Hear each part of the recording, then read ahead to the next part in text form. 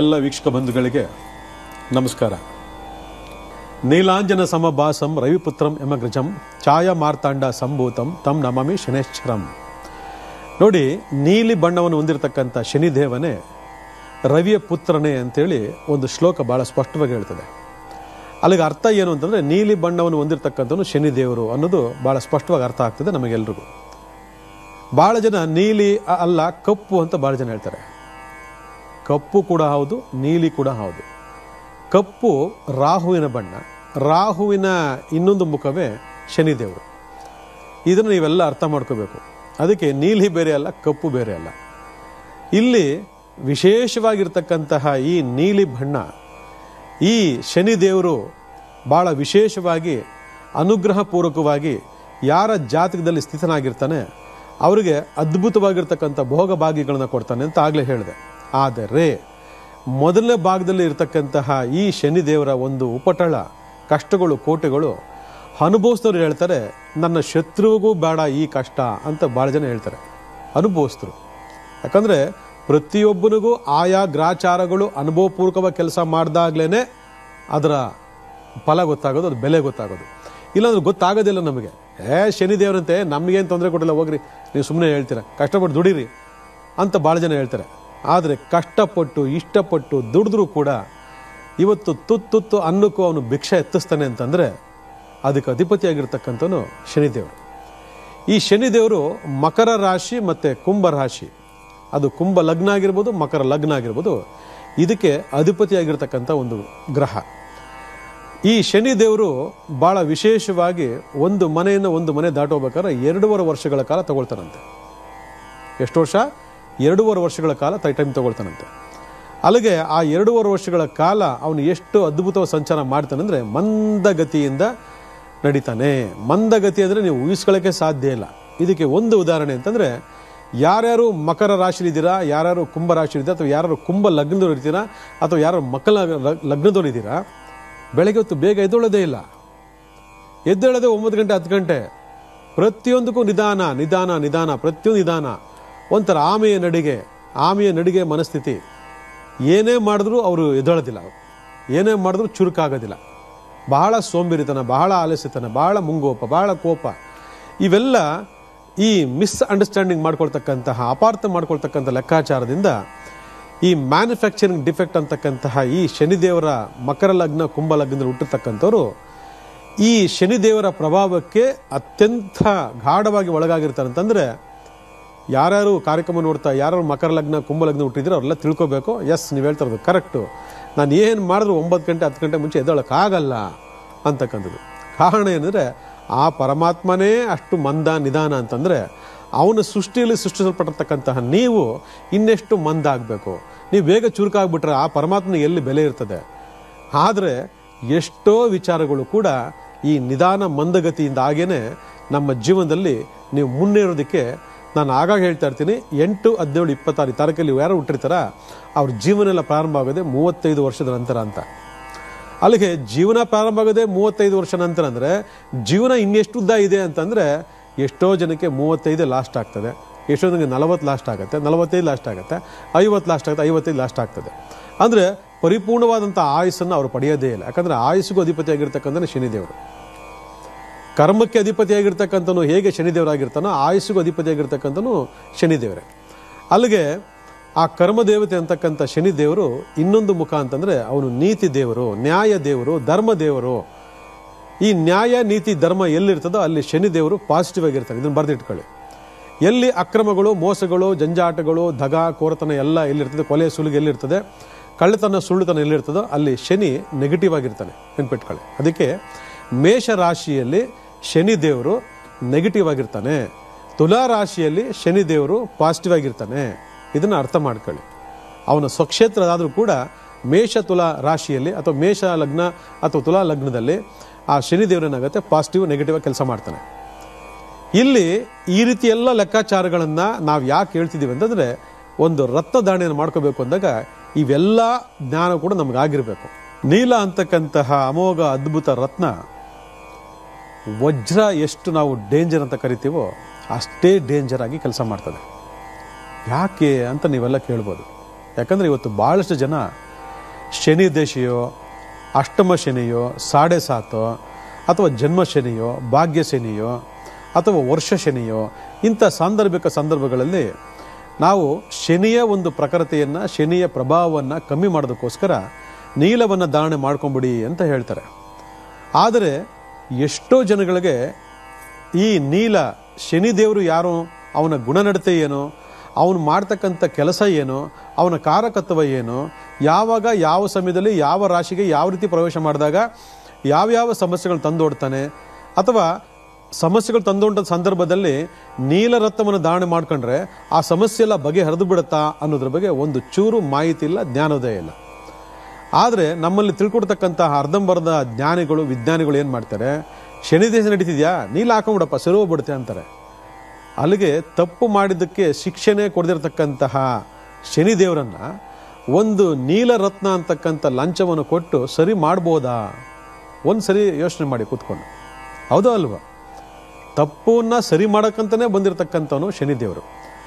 ನಮ್ಮ ಕರ್ಮಗಳನ್ನು, ಕರ್ಮ ಫಲಗಳನ್ನು, ನಾವು ಮಾಡಿರ್ತಕ್ಕಂಥ ಹಿಂದೆ ಪಾಪ ಕರ್ಮಗಳನ್ನು ಬಡ್ಡಿ, ಚಕ್ರ ಬಡ್ಡಿ ಸಮೇತ ತೀರಿಸ್ಕೊಳ್ಳೋದಕ್ಕೆ ಬಂದಿರತಕ್ಕಂಥನೇ ಶನಿದೇವರು.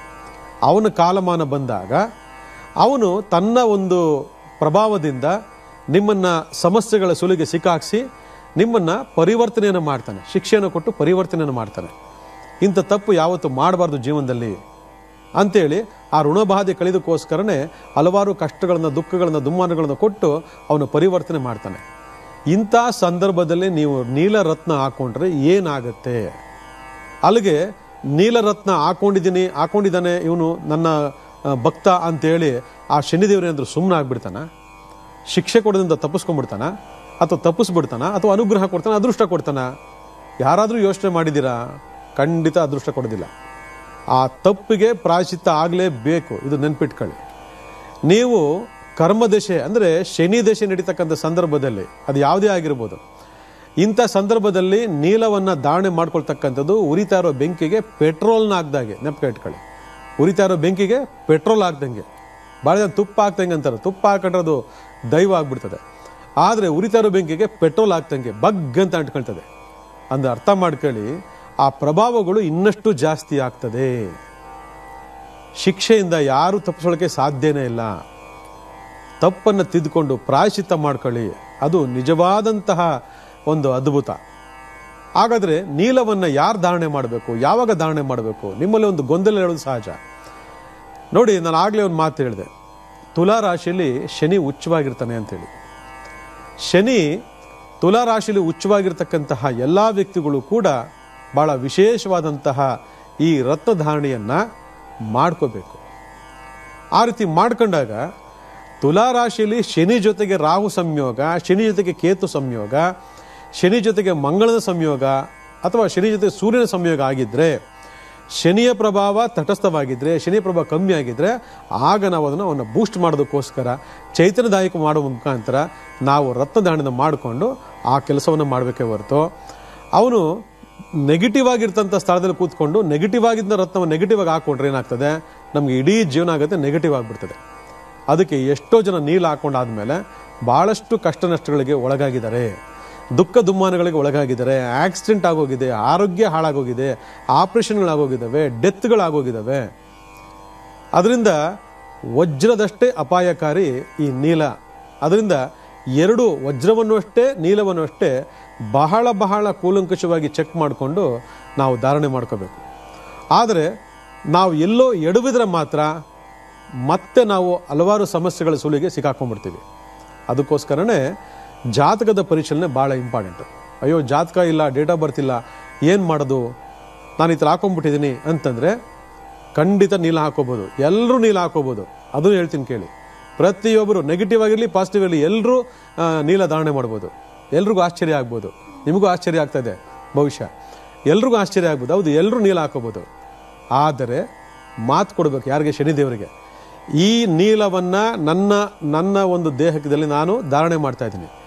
ಈ ಕ್ಷಣದಿಂದ ನಾನು ಸುಳ್ಳು ಹೇಳೋದಿಲ್ಲ, ನಾನು ಮೋಸ ಮಾಡೋದಿಲ್ಲ, ನಾನು ವಂಚನೆ ಮಾಡೋದಿಲ್ಲ, ನಾನು ದ್ರೋಹ ಬೈಯೋದಿಲ್ಲ, ಒಬ್ಬರ ಮೇಲೆ ಹೊಟ್ಟೆ ಉರಿ ಪಡೆಯೋದಿಲ್ಲ, ನಾನು ಸದಾಕಾಲ ನಿರಂತರವಾಗಿ ನ್ಯಾಯ ನೀತಿ ಧರ್ಮದಲ್ಲಿ ಇನ್ನೊಬ್ಬರ ಸೇವೆಗೋಸ್ಕರ ನಾನು ಬದುಕ್ತೀನಿ, ಬಾಳ್ತೀನಿ ಅಂತಕ್ಕಂಥ ಮಾತನ್ನು ಕೊಡಬೇಕು. ನೋಡಿ, ಈ ಥರ ಕೊಟ್ಟು ನೀಲಧಾರಣೆ ಮಾಡ್ಕೊಳ್ಳಿ, ನೀವು ಹಿಮಾಲಯ ಶಿಖರಕ್ಕೆ ಹೊಟ್ಟೋಗ್ತೀವಿ, ಕೈಲಾಸಕ್ಕೆ ಹೊಟ್ಟೋಗ್ಬಿಡ್ತೀರ ನೀವು. ಅಂಥ ಅದ್ಭುತವಾದಂಥ ಯೋಗ ಫಲವನ್ನು ಆ ಭಗವಂತ ನಿಮಗೆ ಕೊಡ್ತಾನೆ.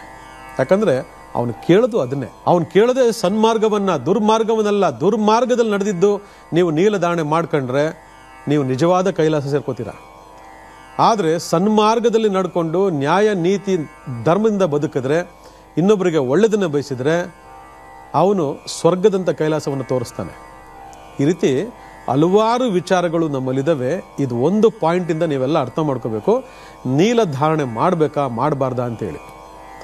ಆದರೆ ನಮ್ಮಲ್ಲಿ ಎಷ್ಟು ಜನ ನಾನು ಎರಡನೇ ವಿಚಾರ ಕೇಳಿದಕ್ಕೆ ಮಾತು ಕೊಡ್ತಾರೆ ಹೇಳಿ ನೋಡೋಣ.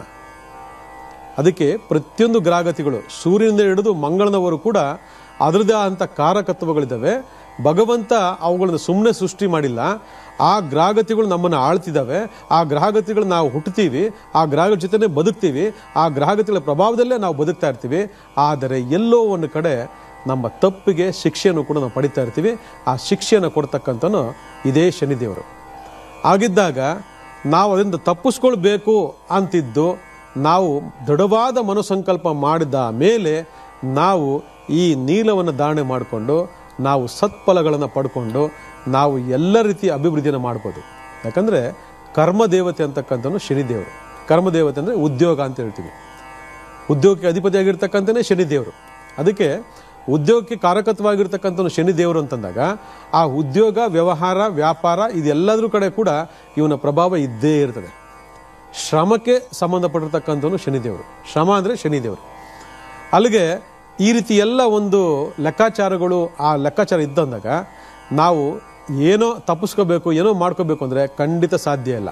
ಒಂದು ನೆನ್ಪಿಟ್ಕೊಳ್ಳಿ, 20 ವರ್ಷದಿಂದ ಯಾವನೊಬ್ಬ ಕೊಲೆ ಮಾಡಿರ್ತಾನೆ, 20 ವರ್ಷದಿಂದ ಅವ್ನು ಸಿಗಾಕೊಂಡಿರ್ತಾನೆ. 20 ವರ್ಷ ಆದಮೇಲೆ ಹೇಗೆ ಸಾಧ್ಯ? ಆ 20 ವರ್ಷ ಆದಮೇಲೆ ಅವನಿಗೆ ಶನಿ ಕಾಟ ಶುರುವಾಗಿರ್ತದೆ. ಅವನು ಎಲ್ಲಿದ್ರೂ ಅವ್ನು ಸಿಕ್ಕಾಕೊಳ್ಳೇಬೇಕು. ಮೊನ್ನೆನೂ ಒಂದು ಪೇಪರಲ್ಲಿ ನೋಡಿದೆ, 15 ವರ್ಷ ಆಗಿತ್ತು ಒಂದು ಸ್ತ್ರೀಯನ್ನು ಕೊಲೆ ಮಾಡಿ ತಪ್ಪಿಸ್ಕೊಂಡು, ಹೆಂಡ್ತಿನೇ ಕೊಲೆ ಮಾಡಿ ಹೊಟ್ಟೋಗಿದ್ದ ಅವನು. ಈಗ ಮೊನ್ನೆ 15 ವರ್ಷ ಆದಮೇಲೆ ಸಿಕ್ಕಾಕೊಂಡಂತೆ ಆಂಧ್ರದಲ್ಲಿ. ಅಂದರೆ ಅರ್ಥ ಏನು?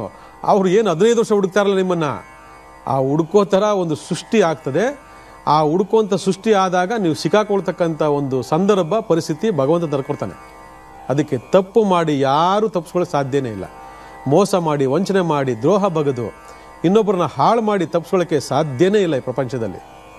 ಅವನು ಭಗವಂತ ನಿಧಾನಕ್ಕೆ ನಿಮ್ಮನ್ನು ನೋಡ್ತಾ ಇರ್ತಾನೆ. ಪ್ರತಿಯೊಂದು ರಾಶಿಗೂ 2.5 ವರ್ಷ ಬಂದು ನಿಮ್ಮನ್ನು ನೋಡ್ತಾ ಇರ್ತಾನೆ.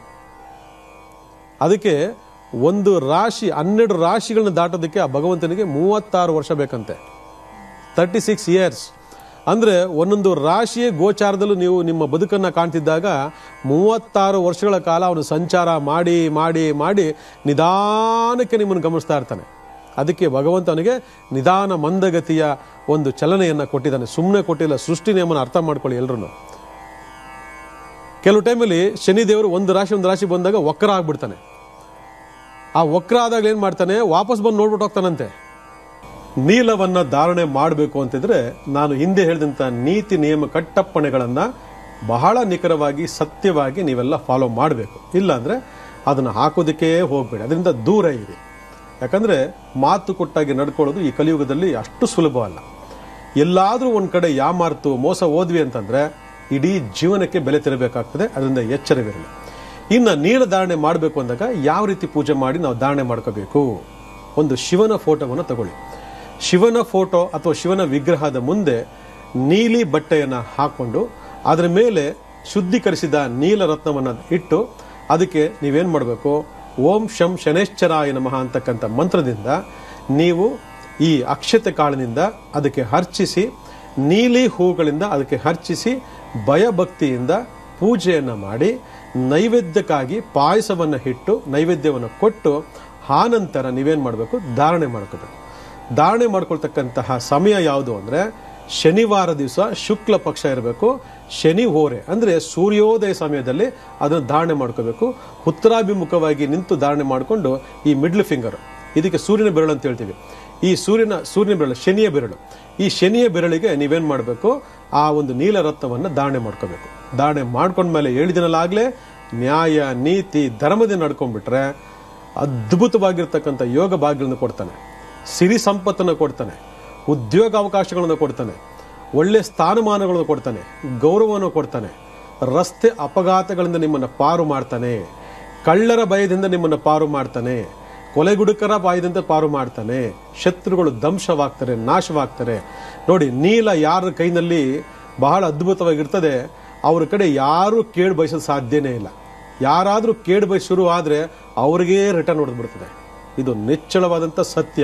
ಯಾಕಂದ್ರೆ ಆ ಪರಮಾತ್ಮನೇ ನಮ್ಮ ಕೈಲಿದ್ದಾಗ ಅವನನ್ನೇ ಶತ್ರುವ ಕಾಣ್ತಕ್ಕಂಥದ್ದು ಅವನು ಎಂದೂ ಸಹಿಸಲಾರ, ಅವರ ಸರ್ವನಾಶ ಆಗ್ಬಿಡ್ತದೆ. ಅದರಿಂದ ಈ ರೀತಿ ಎಲ್ಲ ಆರೋಗ್ಯ, ಸುಖ, ಸಂಪತ್ತು, ಒಳ್ಳೆಯ ಮಾನಸಿಕ ನೆಮ್ಮದಿ, ಒಳ್ಳೆಯ ಕುಟುಂಬ ಇವೆಲ್ಲವನ್ನು ಪಡ್ಕೋಬೇಕು ಅಂತಂದಾಗ ಶನಿದೇವರು ಇದಕ್ಕೆ ಬಹಳ ಮುಖ್ಯವಾಗ್ತಾನೆ. ಅದರಲ್ಲಿ ಆರೋಗ್ಯ ಭಾಗ್ಯ ಅಂತಕ್ಕಂಥದ್ದು ಏಳತೀರದು.